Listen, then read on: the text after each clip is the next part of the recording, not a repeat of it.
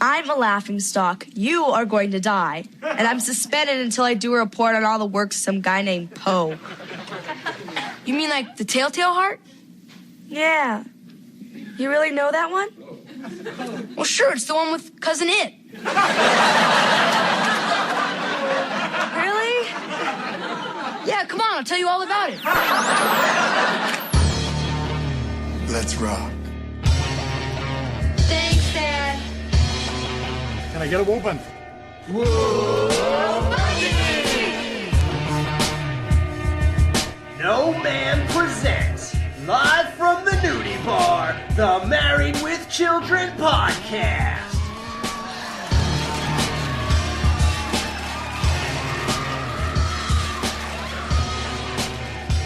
And here are your hosts, Jerry, Justin, and Al. Hey guys, it's the Married with Children podcast. It's Wednesday. We're in the nudie bar. We're having a good time, and we're playing with our dolls.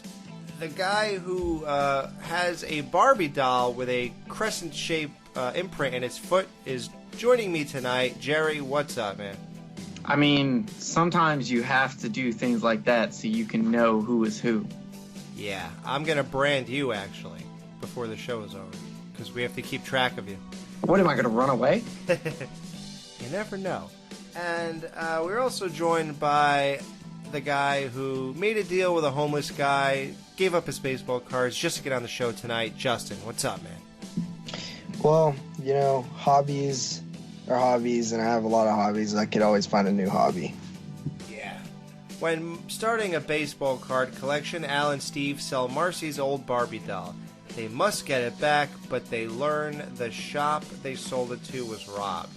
So they would have to search downtown Chicago and ask every bum on the street. What is your guys' overall opinion of this episode? Because this is a very strange episode in the world of Married with Children. It's like, we talked about low-key episodes before, and it probably doesn't get more low-key than this. Like, such a random... It starts off like a regular episode, I guess. And then I was watching it, and then I kind of just thought to myself, I was like, this is kind of a weird... How did this get, like, from idea to page to shooting type of episode? You know what I mean? Where it's like, it's not necessarily, like, there's nothing wrong with it. It's just like, this is, like, like, creatively wise, it's just sort of like, remember that episode? Not really. You know what I mean? That's what this one kind of feels like. Like, it's going to be, like, one of those non-memorable ones. Yeah, I don't think anyone in the world is going to remember this. Okay, so... I had seen this episode before, and I know I've seen this episode before because as I'm watching it, I would be like, okay, yeah, I remember that. And then it would go into a completely different thing and be like, I do not remember this at all. Like, I just constantly flip-flopped this entire episode on whether I had seen this or not. Like, just every event leading to another even weirder event. Is this a Twilight Zone episode of Married with Children? Yeah, that's what I'm saying. It's a weird one. One of the best aspects of it, there's like three things going on at once here. Al and Steve are getting into baseball card collecting. Bud is having this whole thing going on with Kelly. He has this whole big intro where he's going back and forth with his mom, and he's so confident, and so, like, he's not worried about anything that she's talking about. And normally a kid that age would be terrified if their parent was talking to them about how they're failing in school or whatever, but he's like, whatever.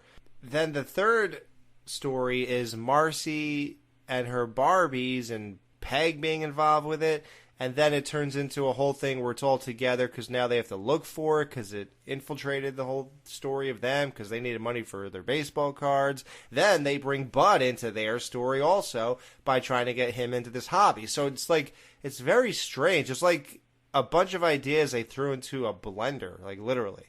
Yeah, I think that the beginning, early stages of the episode where it's like the dynamic with Bud and Kelly, and we see it play out a little bit more later. I like that. That feels like Married with Children right there. That's classic. And then like it almost feels like at first, you know, Al and Steve get into a like something, and then they're gonna do something stupid, and then they're gonna have to fix it. But then what it is and how it plays out is just kind of oddball. I don't know. It's just the scenes of them walking like through the streets and like the Barbies like tied to like the motorcycle and stuff.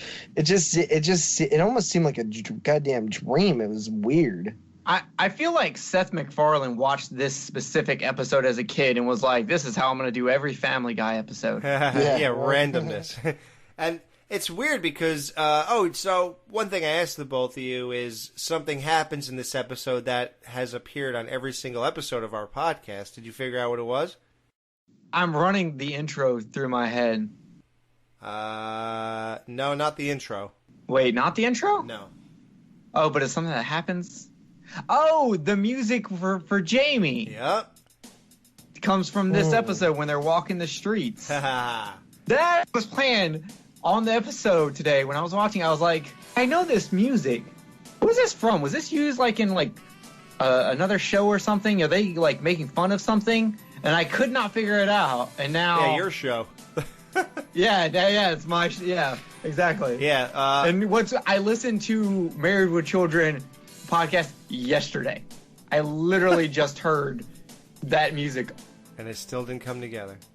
Yeah, that whole scene of them walking through the streets, I always liked it.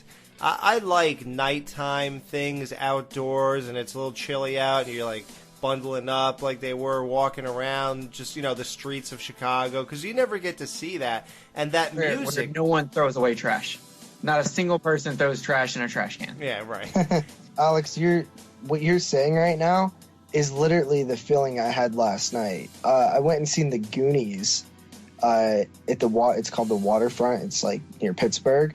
It was like, so when we exited out, you know, everything's like lit up and there's all this neon everywhere, and it's like a nice cool breeze like summer night, and it reminded me of this. Yeah, I love that entire atmosphere and that feeling and stuff like that. So, and that music was just perfect. It really felt like Chicago. That song is actually called, I think it's You Belong to the City or something like that. Or We Belong to the City. One of the two. Maybe, I think it's You, though.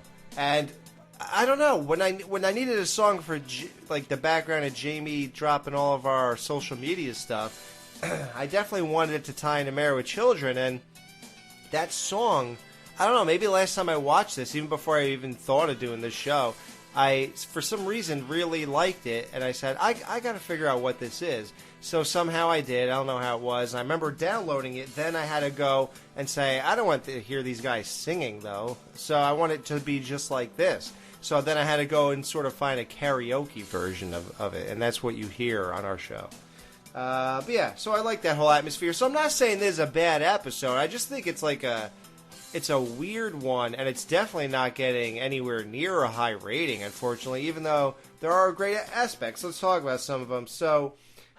No, I've got to start doing better. I've got this book report due, and I haven't even read the book. It's called Robinson Crusoe. Oh, I've read that. I can help you. It's for a small fee, of course. Okay. Robinson Crusoe was marooned on a desert island. The only people there were him, Friday, the professor, Mary Ann, Ginger, and the rest. Wait a minute. Slow down.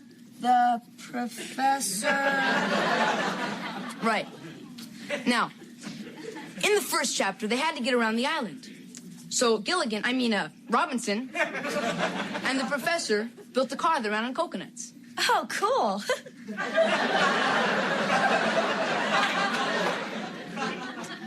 You know, Robinson always sang this little song around the island. You may want to do it in front of the class. It shows you read carefully. Just sit right back and you hear a tale of a fateful trip.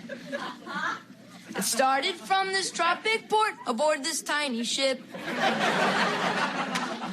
The mate, now that's Robinson, was a mighty sailing man, the skipper brave and sure. 5 passengers set sail that day for a 3-hour tour. A 3-hour tour. Twice?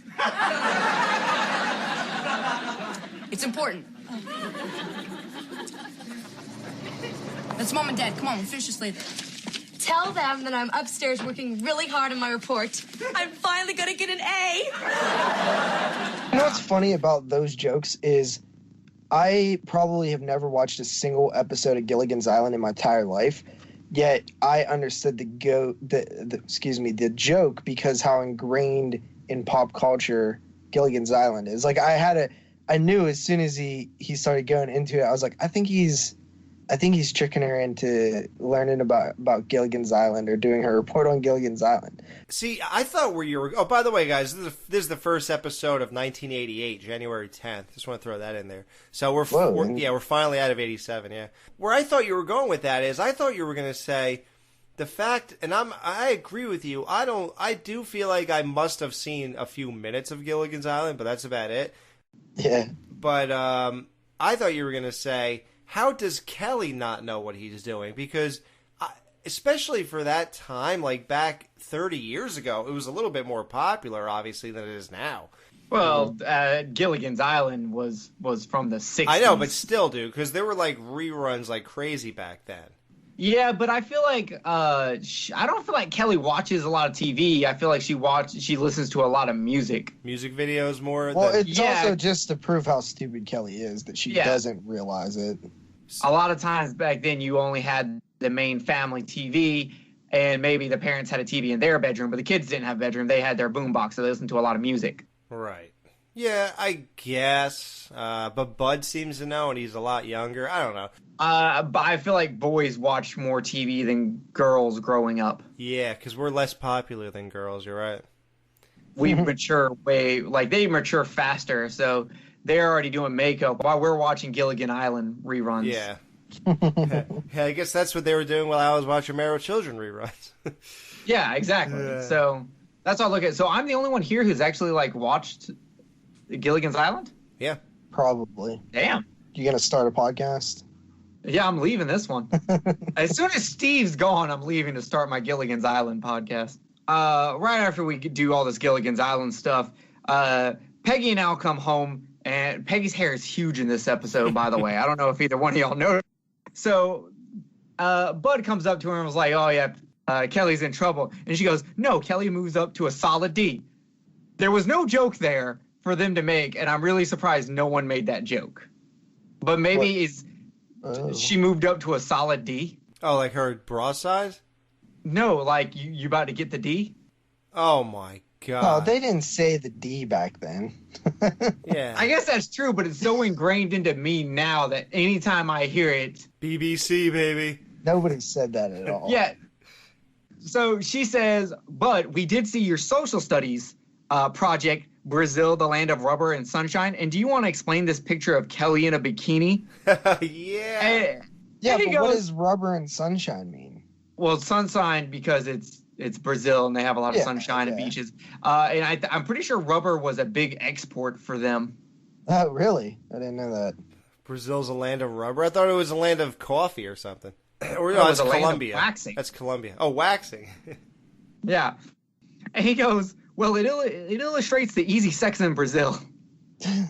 But he started out with a joke. The whole episode started out with a joke about Kelly being pregnant. I know. Like, they don't... And it's weird because we talked about, is it appropriate to have Kelly leaning over the ball return in the Alley of the Dolls because she's only, 15 or so here. Or I guess now she's 16 at this point. You know, Al, I think I know what the problem is. He just has too much free time. Now, what can we do about that? Well, we could get him a wife.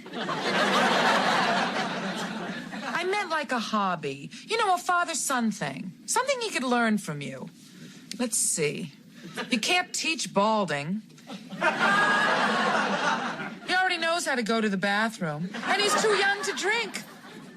Gee, Peg, if you wanted a hug, why didn't you just ask for one? Do either one of y'all have a father-son hobby that you and your dad did together? Well, I mean, when I was really young, me and my pap really got into like WCW, so like wrestling. But I think that's kind of it. I never, like, we fished for a little bit, but we never had like an actual hobby. Yeah, fishing gets old real quick. What about you, Alex? Just the bowling thing. I have this weird dynamic with my dad where a lot of the things that he's into, whenever I got into him, he suddenly lost interest in it. Oh, the nerd's into it. I'm out. Jerry's dad? Yeah, it sounds like Jerry's dad. Yeah, like my dad was like not having it, man. Like he was way into Howard Stern. When I started listening to Howard Stern, he said, I can't take it anymore. It's the same old show every day. When he was into wrestling, I got into it. And then he said, no, it's just stupid now. I liked it before. I was like, okay. And, you know, this went on. I remember he got me into listening to the Beatles. And then I would be playing them all the time, and I would talk about them. He goes, I just can't listen to this anymore. I've heard them all so many times. And meanwhile, he has like tattoos of John Lennon and stuff. Like it was just What's wrong with this picture? yeah, something is amiss here. I don't know what's going on with this, but bowling is the only thing that me and him could seem to both like at the same time. Even when I got into football, he just stopped watching for like 10 years or whatever. Like it's just like really weird. Yeah, I know that too because my pap used to watch football when I was a kid, and I was not interested in it at all. And like now I'm obsessed with it, and he doesn't even know what's going on, you know, at all. Yeah, it's pretty sad. How about you, Jerry? Did your dad ever force a hobby on you? Nope. He was busy doing important things like drinking with his buddies and you know, that kind of fun stuff. So no, we never had hobbies. We're into stuff together now, but growing up, everything that I was into was dumb, and he thought it was stupid, and everything that he was into, I didn't care about, like drinking and football. Right. Well, my dad did that same thing with me. Like, he definitely thought everything I was into was stupid. Like, he did not, like, anything I got into by myself that he had no input on or no persuasion in, was stupid and a waste of time and who does this and blah, blah. Yeah. But I will give my dad credit for one thing. Even though he would be like, this is stupid, he would support it. Like, he thought WWF wrestling was the stupidest thing in the world. But, you know, when he went on a business trip to Japan, he brought me back Japanese wrestling magazines. He would, you know. Wow. Stupid. He would still, you know, make sure I was first in line to go see Godzilla 2000 when that hit theaters. And your dad's pretty smart. Oh yeah? Yeah, no, actually he really is. He's extremely intelligent. It's infuriating sometimes. It's us, Steve and Marcy. Hurry, it's important.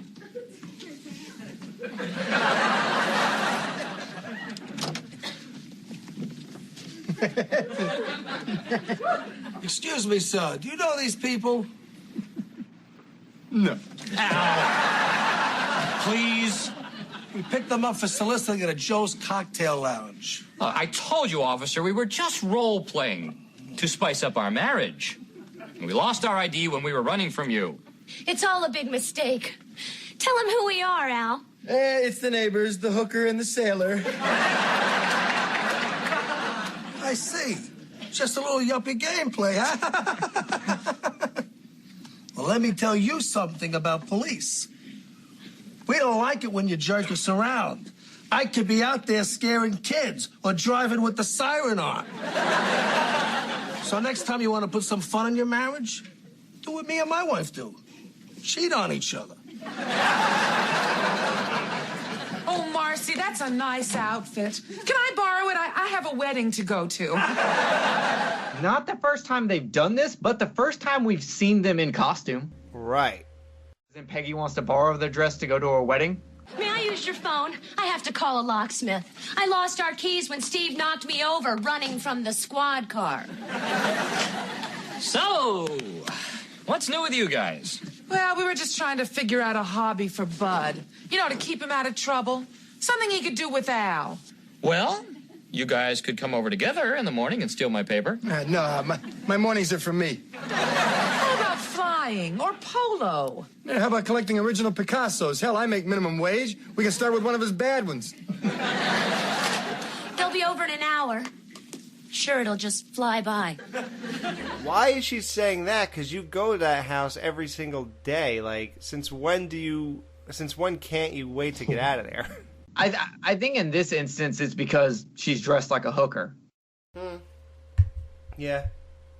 They're dressed in a very embarrassing ways. They don't want to be here because it's awkward as shit right now. And they don't do what the cop says, which is if you're going to spice up your relationship, cheat. Right. Well, you know, a hobby doesn't have to be expensive. When I was a kid, I collected baseball cards. Yeah, you too? Yeah, I had some great ones. Well, my mother threw them all out. Yep, mine too. Women. So Marcy hates men when she was a kid even, and she realized she doesn't need them because she has Barbies. They hated me, but I didn't need them. I had Barbie. And I had a very special bathtub toy.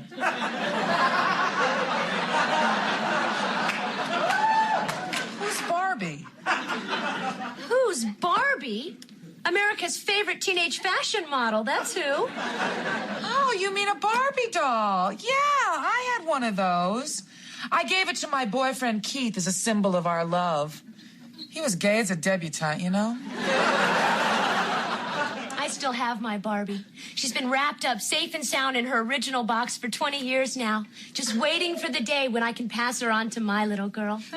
Kelly had a bunch of that Barbie stuff. But to tell you the truth, I never understood the fascination with Barbie.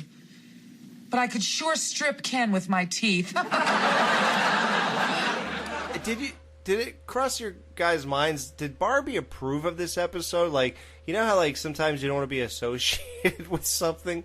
Like, Married with Children is pretty established, sort of, what they were doing here at this point. Do you need permission to have an actual... You know, I was wondering that because also they sing the Gilligan Island theme song. They talk about Addams Family. Did they, like... At what point do they need to get permission, and at what point is it just a pop culture reference and it's fine? I think if it's something like Barbie, which is a specific name brand, I think who knows? Maybe Barbie sponsored this episode. I don't know. I don't think they do permission just because I think of how many TV shows, like especially like nerdy ones like Big Bang Theory, and how much stuff they have in each episode, like even in the background. There's no way they go and get permission to use all of this stuff. I'm pretty sure they do. I think that I heard an episode of I think the Movie Crypt, it might have been a long time ago, where they had somebody on there who actually, like, that's their job, is to clear all the, like, logos, and it's actually a huge process, apparently. Yeah, I remember on Howard Stern a lot, whenever they did his ETV show, whenever Beetlejuice used to come out in a Superman outfit, or anybody had one, they had to put a piece of black tape through the middle of it. I met him before. Beetlejuice? Yeah. Wow. Guys, we're not talking about Michael Keaton. Look up the other Beetlejuice in Howard Stern. Yeah. Yeah, so even something like that, whenever they had pulling spring balls of water, they had to black it out. They had to do all that type of stuff just for this show. So, yeah, I don't know. I don't know how far it goes. We said, too, whenever the bunnies talk about Tang, it's really that Tri-C. You know, it's not really Tang. The beers are never really any kind of brand of beer. They sort of look like Budweiser or whatever, but it's really not. You know, it's like weird stuff like that. So, I don't know. It'd be interesting to find out. Did they have to ask Budweiser if they could make the joke about naming Bud after a beer, or is that too vague to really... Did they actually Budweiser? No, because they just say, oh, yeah, Bud was named after a beer, but they never say what beer. Yeah, remember we joked about that? Yeah. Then I'm just wondering, I wonder if they had to go ask for permission. You know what, next time we talk to Marcy... No, if they don't actually say it, then they don't have to use permission. Yeah, I want to know that next time if we get Amanda back on the show, this is a big question I want to know. She directed 30 episodes. She has to have some kind of insight on this, I'd assume. Well, she knows a lot about Barbie, and Peg put a spin on it Barbie is laying down, getting a massage, and she has like 10 Kens around her. And Marcy is totally disgusted by this. She says, like, you're not going to turn it into a sexual, like, weird perversion thing. Like, Peg is so weird. Like, even, like, how is playing dolls in that way fulfilling to you at all? It's like the most juvenile thing ever. Man, but before we got to that scene, though, about getting Bud a hobby once Steve and Marcy show up, was one of the best things ever to me. Al and Steve connecting again because they both collected baseball cards. They both had their moms throw them out. How it was the greatest hobby in the world, and women just don't get it. And Peg comes back with, "No, Al, what I don't get is sex." And then immediately Al just follows with, "Well, this is going to be Buzz's new hobby." And Peggy goes, "Sex." Yeah, sex? Like, yeah. The entire setup for that joke was fantastic. And then the throwaway joke of the Elmer Fudd thing was like just the cherry on top of that entire thing, because it was such a random inclusion on the end of that joke, but it had me dying. Well, it harkens back to the joke where, Buck was getting all the dogs pregnant in the neighborhood. Peg asked for sex around that same time, and then, are you going to fix the hole in the fence, Al? Tomorrow, Peg. And the other thing, tomorrow, Peg. The neighbors are complaining. Oh, what, are we bringing down the block's average? Like you think they're talking about one thing and he's still referring to something else or whatever. She's like, no, I'm talking about the hole in the fence. And that's the same thing they did here. They reversed it all and talked about the hobby and what he's not getting and is his new hobby. And she goes back to the other thing. So they do a lot of like curved jokes like that. And they're always great payoffs. It always works out. Yeah, and how do y'all feel about the smacking of the butt for good luck thing in male sports? I never did it myself. I never personally did it either, but it happened to me. What, was it an older gentleman? Will you show us on the doll where he touched you? Who? There was actually the person who did it most to me. And all of us really he was like a super athletic like black kid, but he like helped coach the team because he was really good, and I don't know, he's like really into like all the traditions and shit. How old was he? He's like 21, 22, something like that. And you were like a teenage boy? Yeah. Oh my god, man! See, I just get. He was not weird though. Like there was nothing weird about him. He was just really into the whole sportsman thing. Yeah. Like, I get it. But things that Peggy says that's kind of disturbing in this episode, and she didn't have Barbie growing up. What she had was a very special bath toy. That was something else, man. Like, and then she talks about she could strip Ken with her teeth. Like. I was just like, okay, you know what? I understand why Marcy doesn't like your version of playing with Barbies. I think I get this now. Well, what she likes even less is the idea of Steve selling Marcy's Barbie to buy baseball cards. I like how it's so special to her, but it only occurs to her when, I guess Peg brings it up or somebody brings it up about, hobbies. I guess she just somehow said, well, I used to do this. So, it's sitting in a box in the garage or somewhere, and now she finally, takes interest in it. But that happens. When you have too many hobbies, a lot of them do sit in boxes. So, that makes sense, I guess. But, yeah, so Steve went ahead and did that. Steve, we've been robbed. They took my Barbie. Not the one you were saving to give your daughter. And it was someone we know. They went right for her. Steve, find them. Find them and kill them. No, don't kill them. Bring them to me. I'll kill them. But not at first. First, I'll take a hammer and smash their toes. Little to big. Then if it was a man, and I know it was a man, I'll turn the hammer around.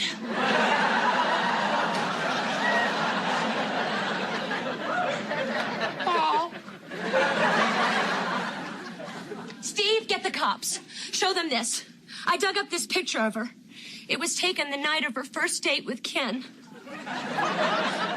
Marcy, why don't you come upstairs, lie down, and have a good cry on my bed? God knows it's used to tears. Both sides, Peg. This whole aspect of, Al and Steve sort of forcing this card thing on Bud, do you guys see yourselves forcing everything that you love in life onto your kids? Like, obviously me, I'm going to make my kid love everything I loved growing up. Like, he'll be a Ninja Turtle fan, he'll be a Simpson fan, he'll be a wrestling fan, he's going to be into, Batman, the 1966 show. He's going to be into, like all the horror, I guess, on some level. I'll try to get him into it the right way. He'll be a Married with Children fan, absolutely. Like, I'm going to definitely... And all this stuff is mostly TV. Hobbies, I don't think I'm going to get him into bowling or anything, because I don't really care about bowling anymore. And with my shoulder injury, I'm pretty much done for life with bowling, which is, a little sad, but whatever. So do you guys see yourself definitely like molding your kid after your own hobbies and interests? 100%. I'm very into making other people into the things that I am into. I get really passionate about it, like, because I just want people to feel what I feel, the excitement that I feel about certain things, whether it be mixed martial arts or football or horror films or TV shows. Like, when I watch a really good TV show, like, is how much I enjoy it, I just like to share that joy with others. So I feel like I would definitely put so much onto, a kid of mine or whatever. And honestly, like, I think that I would be one of those parents that, like, would, like, really push them into sports and athletics and stuff like that, just because I think that it's super beneficial, and I wish that my parents had pushed me more towards that as well. Oh, yeah. What about you, Jerry? Are your kids going to be retro game? Are they going to be playing Mario Brothers, or are they going to be like every other kid in the neighborhood have a virtual headset on? I just was thinking about how hilarious it would be if we all three have kids and they end up doing, like, a podcast together. If they ever do like a reboot of Married with Children. Yeah, Married with Children 50 years later, guys. Yeah. Something like that. I really haven't put any thought into this. If I do have a kid, I'm sure like Godzilla and stuff like that, because I want them to see the things that I love. But I think I'm just one of those people that's just gonna like support them in whatever weird shit they want to get into. So you're going to let nature take its course? Jerry's kid's going to be as lame as him. Yeah, pretty much. Which is still better than being as lame as Jeremy. So that's all that matters. Wow. True. So you're going to let nature take its course on some level? My dad did when he let them learn their own mistakes, let them go out and find themselves, let them go out and do them all himself.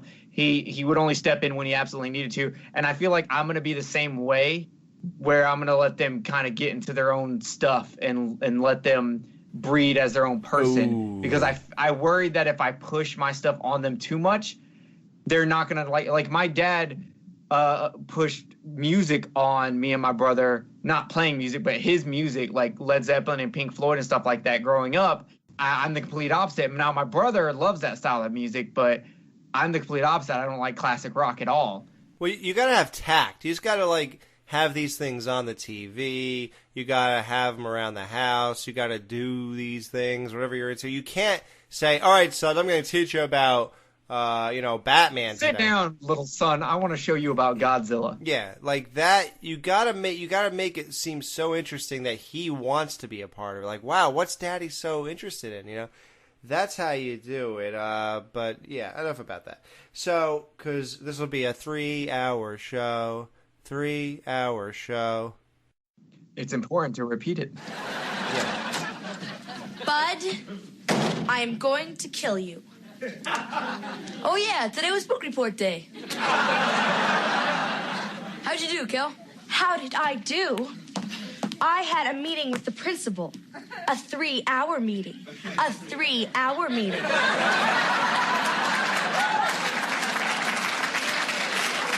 You see, Bud, Bud. You innocently mixed up Robinson Crusoe and Gilligan's Island. I told them that, but the principal didn't believe me. He just said, even you, Miss Bundy, are not that stupid. But he was wrong, wasn't he, Cal? Well, to make a long story short, I'm a laughingstock. You are going to die. And I'm suspended until I do a report on all the works of some guy named Poe. You mean like the Telltale Heart? Yeah. You really know that one? And that look on her face, you feel so sorry for her. She's like, oh, you really know it? And it's like, oh, Kelly. Especially after she just told us that the principal was like, not even you are this stupid. Right. But you are. And then she falls for it right again. She didn't even sit down yet, and she's already falling for it again. Like, oh, yeah, it's the one with Cousin It. Oh, right, with Cousin It. Well, sure, it's the one with Cousin It. Really? Yeah, come on, I'll tell you all about it. There really is a song in this one. Da-da-da-dum.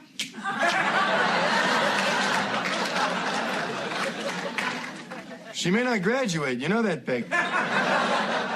Like, oh man, I'm gonna get an A this time. And this way, he even says, oh, this one has a song too, and she still doesn't get the hint. Yeah, she doesn't know the Addams. Listen, I was a Munsters guy. I never watched Addams Family. To me, that just looks stupid. Like, I don't know if it is stupid, but it looks stupid. I never got into it, but everybody knows that song. Come on, Kelly. How uncultural is she? Is it just like Axl Rose and Bon Jovi and David Lee Roth? I mean, is that all she's doing? Seems like it. God. So Marcy thinks she was robbed. She has no idea that she was robbed by her own husband. He says, well, you know, I'll get it back and, you know, whatever. We'll just lose the money. We'll take a hit. But turns out the store he sold it to was robbed for real. And that Barbie, God only knows where it would actually end up if that store was robbed. But it turns out to be, they figure, in the streets of Chicago. So, like we talked about earlier, they have this, like, montage that I really like, because I just love the mood, the setting, the lighting, the music, them. I love the silence. I love the montage aspect. I mean, just think, if they just shot them walking through the street and walking up to people and actually audibly talking to them, I think there's a very artistic thing here. I'm not saying, you know, this guy's like, you know, Benicio del Toro or anything. I'm just saying, like, there's like there's something, a better layer to it, the way they did it in that montage form, but it's still sort of real time. It's silent. There's just something cool about that, because then you actually get they get to play with their reactions a little bit better, like facial expressions, like we talked about. Al, look at Al. Yeah, so even just the way they look in comparison, Al being out there, not liking all the wind hitting him, being cold, not wanting to be out there. But Steve's walking around like focused, like the most badass person ever. Yeah. Just walking up to people all cool and suave and like looking around and then showing them the picture. Right. Like he's doing something illegal.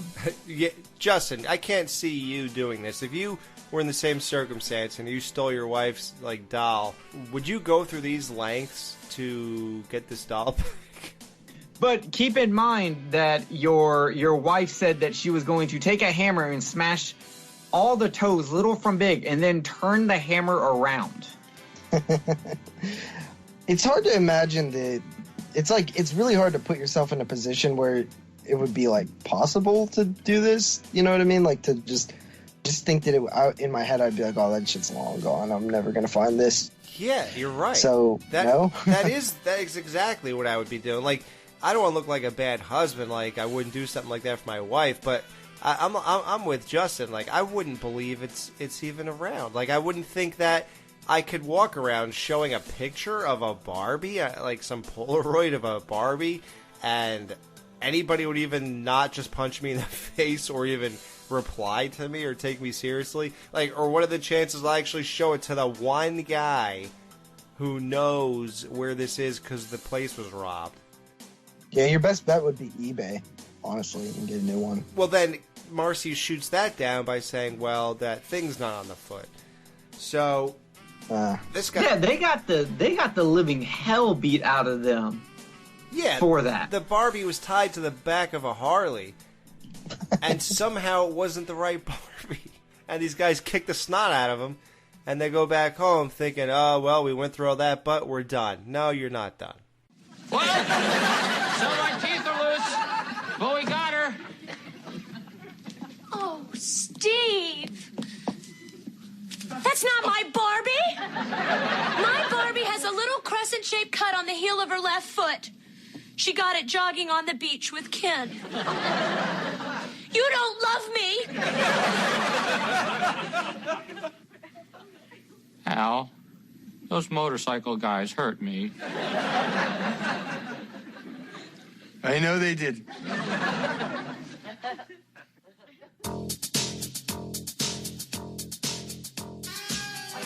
I would just be like, look, how hard is it to carve? I'll say, where exactly was this thing so I could find it? And what exactly does it look like? And then I would just... Yeah, for real. Yeah, so it's funny. So they have a second montage. But it's cool, though, because he shows a hooker the picture of Barbie, and she goes, oh, yeah, I know where it is. So she signals, and a girl walks over who looks like the Barbie doll, who's a hooker, too. And... Steve just wants to leave, and Al's walking towards the girl like, oh, yeah, okay, great. But and it's funny, as soon as he did that, I was like, wow, would Al really go through with this? Like, but I went... Yeah, Al has a weakness for blondes. Oh, yeah, again. They make life worth living, don't they? I wouldn't know. Yeah. That's fine. So, turns out there's the most ridiculous looking and this homeless guy, I swear to God, guys. Why do you think he's homeless? Both of y'all have called him homeless, and I didn't feel like he was homeless. He looked like a standard, like, just shifty guy, like a scalper or, someone who's selling drugs, It's like that anytime you see, like, someone selling something out of the back of their trunk or from underneath their coat. He looked like that, but I never thought he looked homeless. Well, he didn't look like he just walked out of the shower. So, I mean... Speak for yourself, because both of us didn't say that he looked homeless. Oh, I thought you said it also earlier, JB. Oh. Did you not? Nope. No? Okay, it was just Al? So you finally got him mad. It took 20... How many shows? Yeah. So, okay, Justin, do you think he's homeless?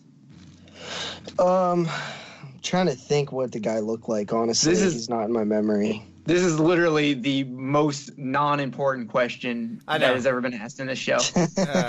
Okay, then we'll gloss over it until he figures it out. Okay.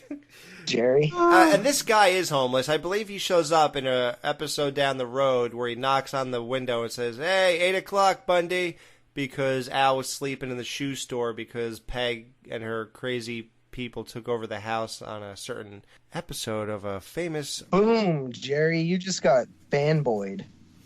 I did get fanboyed, but here's my question back to you. Did Steve ever give him $5? Was that the same guy? Wow. So he could have showed up before and after then. I think it's the same guy, because I feel like the $5 guy was like way taller and skinnier. I might be wrong anyway, because I kind of remember the name Clyde. Thanks a lot, Clyde. I don't know. We'll see. It's hard. Just because he's homeless doesn't mean he doesn't have a name. I hate being wrong, though, so I cannot commit to this. You have little faith. Yeah. Al had to fork over some money. He pulls out nothing out of his pants pockets, as usual. And then somehow Steve is dumb enough to say we'll give him the cards. So Al, now the guy knows he has cards, so Al hands him over, but... he's reluctant, and the guy goes to put a cigarette to the Barbie's face. And of course, he gets the cards, hands over the Barbie. Steve, you're the most wonderful husband in the whole wide world. Let's go home. Marcy, I think I need a dentist. I'm seriously hurt here. Thank God you're all right. What say tomorrow we dress you in your red linen suit for the busy gal? Speaking of red, I'm bleeding internally here. So glad you're okay.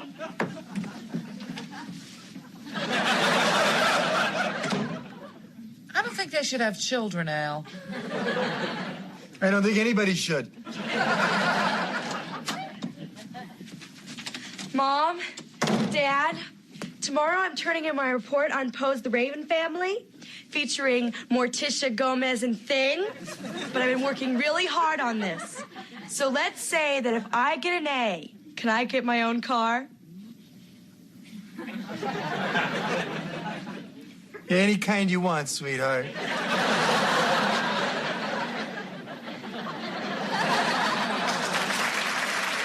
Marcy's happy, and Kelly is dumb as a box of rocks yet again because she comes in, and this is when she's really becoming dumb, by the way, on the show. We didn't really mention that.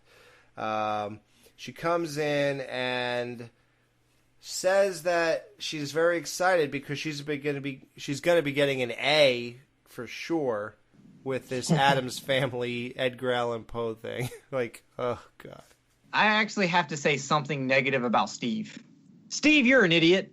Why would you bring up that he has the baseball cards on there? Obviously, the guy was only asking for more because you were desperate. If you would have been like, no, we're tapped out, he would have given you the Barbie doll. You didn't have to get rid of the cards, you idiot. Yeah. I guess he figured... Come on, Steve. Come on! I guess he figured we have to give him something else. Al, anything. He's just giving him his watch, you know? Probably didn't work. Actually, it doesn't work. Give him Steve's jacket. Steve's jacket looks like a nice jacket. Give him that. Like, you know what? I think in this episode you deserve to need to go to a dentist for that. One, you shouldn't have stole one of your wife's stuff and sell it no matter what it is. It doesn't belong to you. You don't take it and steal it. You're the thief here. And two, you're a smart dude. Get all the information you need before you go out there to find it. You know, oh, well, if I'm going to go look for your item, you know, is there any distinguishing marks I should know about? Don't just go out there and look for any Barbie that you have a picture of her in her first date with Ken on. Come on, man. You're smarter than this. And then you're just going to, once again, steal the Barbie from the motorcycle people instead of going, hey, guys, is there any way I can get that? Like, you didn't try to negotiate. You're a banker. You negotiate loans with people. You should be able to do this and handle this. This entire episode, Steve, disappointed me. Just constantly. I can't believe I had to say that, but I had to put it out there. Okay, I'm good. Wow. Go ahead. Steve finally got a ribbing from Jerry. I had to do it. Couldn't be helped. No Ma'am will be right back to wrap up this week's review. Be sure to join their Facebook group page for all the podcast news and updates. Just type in www.facebook.com/groups/marriedwithchildrenpodcast. Be sure to subscribe to them on iTunes and please leave a review telling them what you think of the show. To subscribe to their YouTube channel, just go to channels and search up Married with Children Podcast. You can email them at marriedwchildrenpodcast@gmail.com. Thanks for checking out this review. Now the guys are going to give their final thoughts and ratings of this week's episode. Let's review this, baby. How many Ken dolls are we going to have massage Barbie out of 5 on this episode, Justin? I don't know about this one, guys. Like, I was kind of back and forth on it after I watched it. I think that I really like the stuff between Bud and Kelly because it's really, you know, classic Married with Children, especially like the very first thing where like he not only does he take money off of her, but then he tricks her into failing, you know. That's a pretty mean thing to do.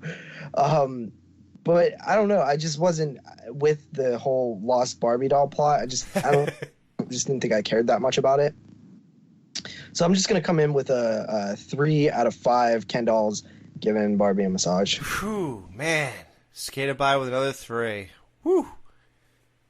That was close. Okay. Oh, no. See, Jerry has this whole agenda where he feels Steve's misrepresented. He's not buying this Barbie thing either anyway. I don't necessarily think Steve's misrepresented. I think Steve is making...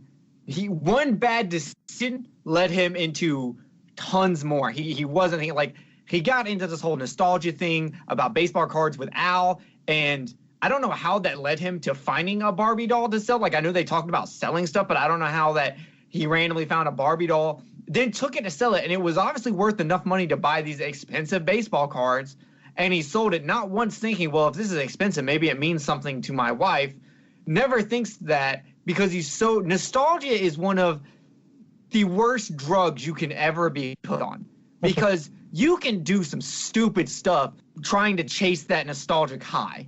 And I think Steve is representative of that in this episode. And so that's why I'm actually not going to come in as low as you think I am. Mm-hmm. I actually really like this episode. I think it's got some problems, don't get me wrong, but it's weird. It's out there a little bit, and it was kind of a nice breakup from the standard episodes we've been having. Well, I mean, last episode was about a dead Santa Claus, so not completely standard, but I'm not. This is not an Earth Angel for me. I actually really like this. I actually give it a 3.5 out of 5. I couldn't give it a 4 because you don't really like it. That means it had some really good jokes, and there's so many jokes in this episode we didn't even touch. This is an episode you have to watch because there's good jokes, but then you have like the montage scenes, which I like the montage scenes. Maybe went on a little too long. I had too many shots of newspaper just rolling across the street like some kind of suburban tumbleweed. Those maybe were a little bit long. I do think both of them were necessary and both of them were good, but maybe those could have been trimmed a little bit. But I can see myself going back and watching this episode when I want something from Married with Children. I don't want the standard, because this episode goes completely left field, and I kind of dig that. So 3.5 out of 5. And so cut one of those Barbie dolls in half like we had to do that roach one time. Whoa. Half a roach in the food. Yeah. I was going to say, this is one of those episodes where, as we talked about it, it got better for me. You know, our conversation improved my view of this episode. So, yeah, like we said, I love everything between Kelly and Bud. They're really getting great dynamics down. Marcy has another stare off into space, what she'll do to the guy she captures who robbed her Barbie. That's classic Marcy. Peg is just so out there with this, like, fantasies that she's doing and this and that. So, I mean, it's whatever. She didn't have a big impact, but hers was felt, and it was strange and definitely interesting to see a different side of Peg, because sometimes I wonder about her. I wonder what she's into or what her likes or dislikes besides sex and shopping are, you know? Like, it's actually interesting to see. But then again, this sort of was about sex anyway, so. And Al and Steve are bonding again.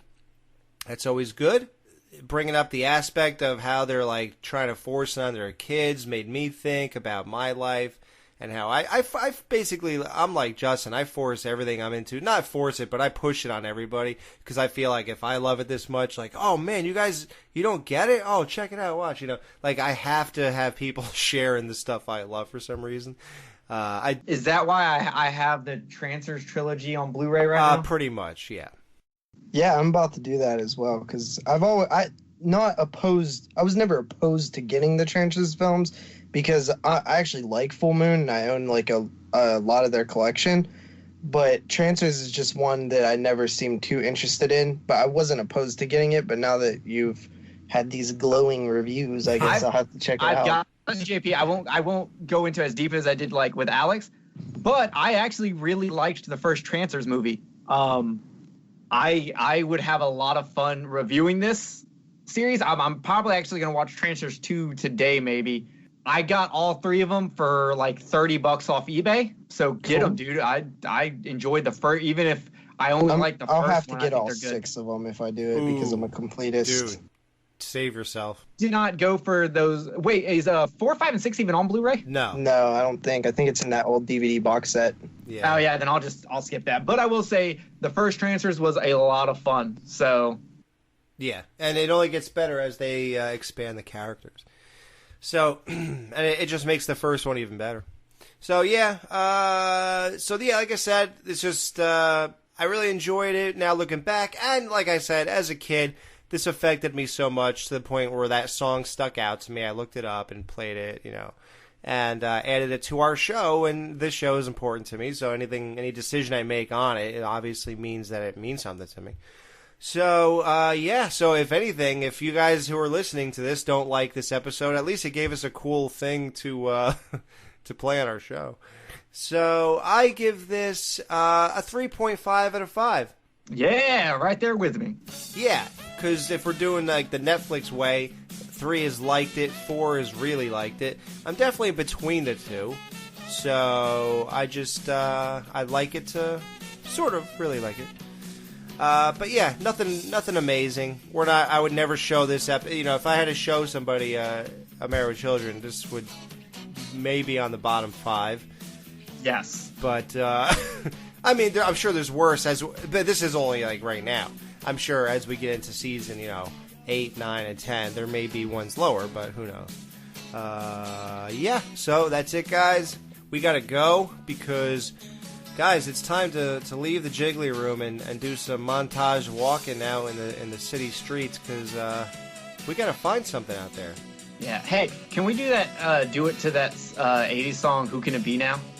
Who can it be now? I feel like that's the song that us three should walk with.